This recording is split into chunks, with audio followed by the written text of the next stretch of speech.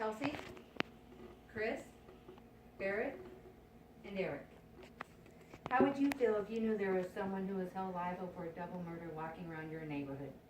I'm Tia Hermanson, and today I'm going to tell you about the life of Orenthal James Simpson, otherwise known as the Juice or OJ.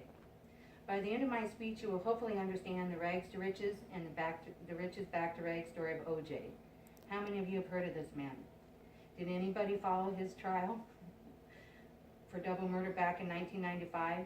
I watched every day of the trial. I've never been more in tune to a news event in my whole entire life.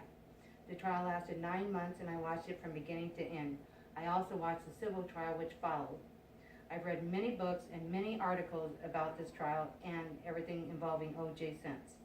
Today I'm going to talk to you about his life before June 12, 1994, his double murder trial that followed, and his life since the highly publicized trial, and in my opinion, the most famous trial of the century. O.J.'s early life was a classic story of rags to riches. He was born in 1947 in San Francisco to a family of poverty. He grew up with 8 siblings. According to Simpson's celebrity webpage on biography.com, he contracted Ricketts disease at the age of 8. This forced him to wear 2 shoes that were joined by an iron bar until he was 5 years old. When he was 5 years old, his mom and dad divorced, and mom moved him and his siblings to a town by Potrero Hills district of San Francisco, which was predominantly a poor black community. At the age of 13, he joined a gang, the Persian Warriors. The only positive that Simpson had going on for him at that time was he was a rising star on the football field, where he went to high school at Galileo High. He flashed great potential on the field, but his grades kept him from getting into major universities. He did attend the City College of San Francisco, where he was a star on the field. This earned him a scholarship to the University of Southern California, and while at USC, he set several NCAA records, and he also won the Heisman Trophy, which is given to the best college football player of the year. While he was at USC, Simpson was drafted in 1969 to the Buffalo Bills. He had a very successful career in the NFL, making it to the Pro Bowl 5 times, and he was also the first player in NFL history to rush for more than 2,000 yards in one season.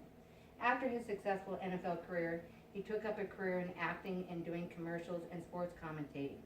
According to an article written by Emily Shapiro, a journalist for ABC News, Simpson appeared in several commercials and movies such as Capricorn One and The Naked Gun, and they were made in the 1980s and the 1990s.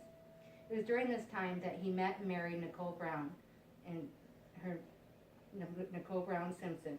It was, according to Los Angeles County Prosecutor Marcia Clark's book, without a doubt, Simpson became angry and often violent during his marriage to Nicole Brown, and he used to threaten that he would ultimately kill her.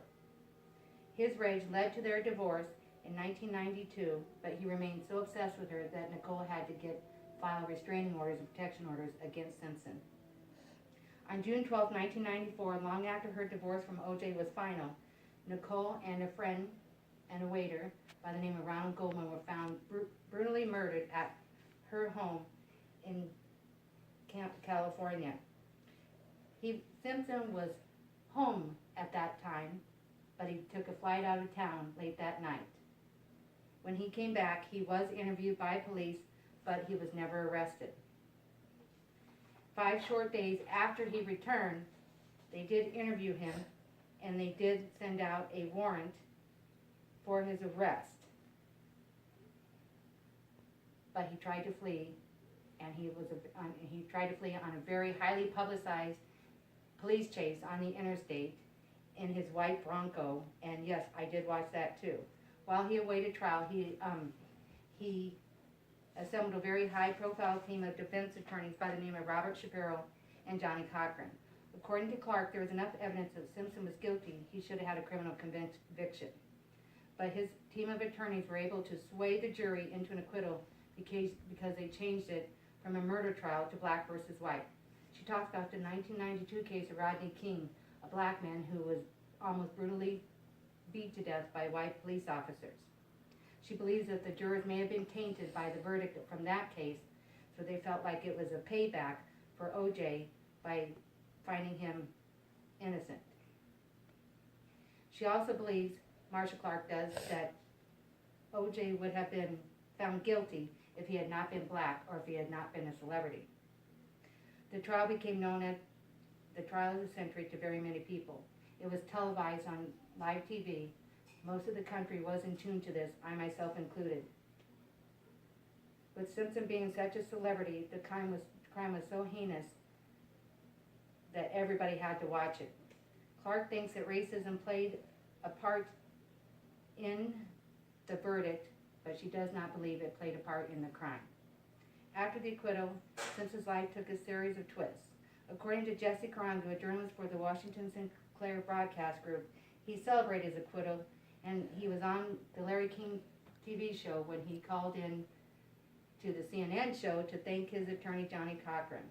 However, his celebration would not last long, as in 1997, he was held liable for the civil murders in order to pay $25 million to the victim's family. This caused him to lose his home in California and ultimately his Heisman Trophy. So he moved to Florida, where the state law protected him from losing his home. Simpson's life took another twist in 2007, and he was arrested for breaking into a hotel room in Las Vegas with a gun and taking what he believed was his. He was sentenced to 33 years in a prison in Nevada. He served 9 years and he was released in 2017. He is now today living in Florida, where he golfs every day, and he still gets his $300,000 pension from the NFL. This speech stirred up feelings for myself. I hope they did for you. I hope you all learned something about O.J. that you didn't already know. And I want you to ask yourself one thing. Do you believe that he was innocent, or do you believe he was guilty? Do you believe that racism played a part in the verdict? I know what my opinion is.